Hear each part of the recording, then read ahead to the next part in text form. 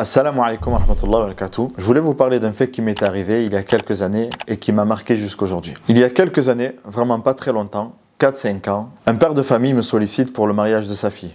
Je décline sa demande poliment car je me déplace jamais dans les mariages par faute de temps. Je n'ai que très peu de temps libre et quand j'en ai, je préfère le consacrer à ma famille. Bref, face à l'insistance de ce monsieur, je me vois contraint de répondre à sa demande et en toute honnêteté, à cette époque, je ne savais pas encore dire non. Donc c'est un samedi soir.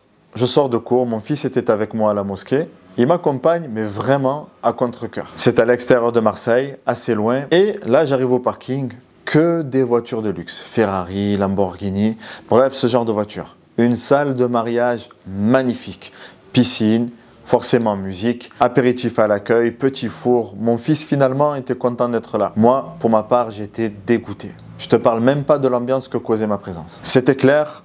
Je fais le halal et ciao, je n'ai rien à faire ici. Je tombe nez à nez avec l'organisatrice du mariage qui m'attendait, mais pour plus tard. Et me dit, avec un certain respect, qu'il y a toute une organisation à respecter pour le déroulement du mariage et qu'il va falloir donc patienter pour faire le halal.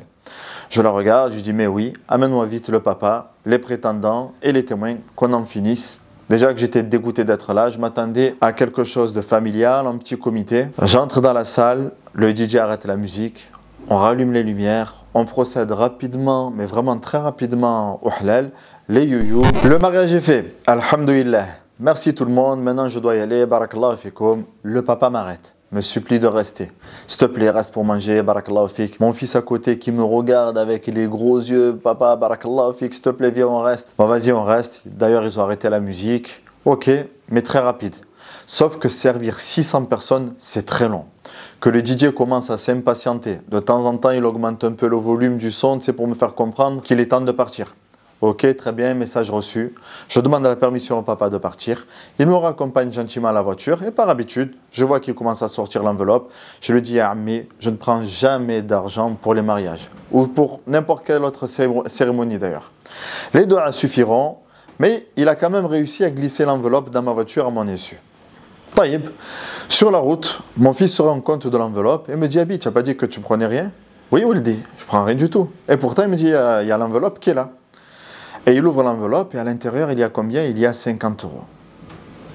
Bon, ces 50 euros, d'ailleurs, je les ai laissés à mon fils. Alors, pourquoi vous racontez tout ça? Car vraiment, je me suis senti insulté, humilié avec ce don.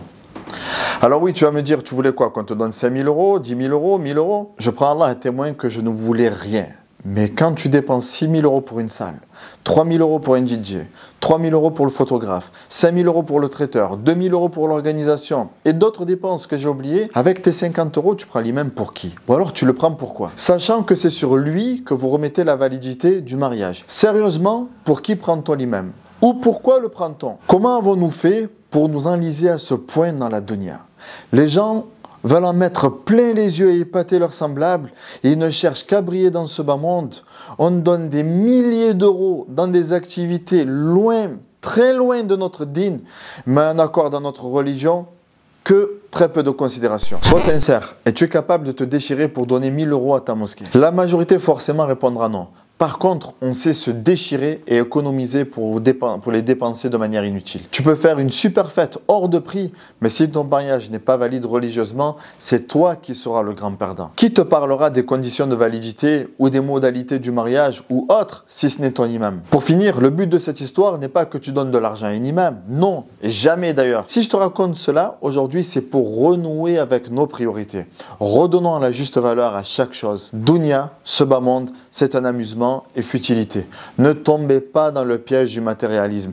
Par contre, ta religion, c'est sacré. Dans la prochaine vidéo, Inch'Allah, on parlera sur les attentes insensées et démesurées qu'on se fait de l'imam. Je vous dis à la prochaine vidéo. Wassalamu alaikum wa rahmatullahi wa barakatuh.